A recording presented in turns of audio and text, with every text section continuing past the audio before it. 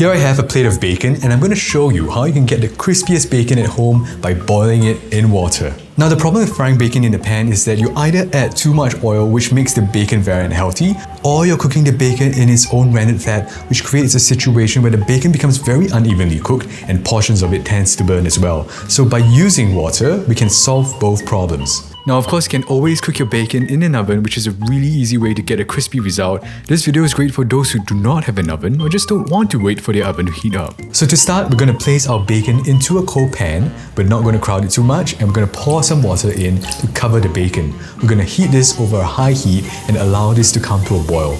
Once the water has boiled off, we're going to lower the heat to a medium-low and we're going to allow this to cook in its own fat in the pan. We're going to move it every once in a while so it doesn't burn, and once we can see that it's starting to turn crispy, we're going to remove it from the pan, place it on some kitchen paper, and we'll get our crispiest bacon at home, all by just boiling it in a pan. Now the reason why this method works is because when you boil the bacon in water, you give it enough time to render the fat without actually drying out the flesh and burning it. Once the water boils off, the rendered fat that's left behind allows you to cook and crisp the bacon. So here we have our bacon that we boiled in water. As you can see, it turned out really nicely. It cooked evenly and it had a chance to actually brown in its own rendered fat, and I can tell you it's really crispy right now. Now I can't wait to eat this bacon off camera, but now that you have seen how this is done, I hope you give this method of cooking bacon a shot as well, and I think it'll change the way you cook bacon at home forever.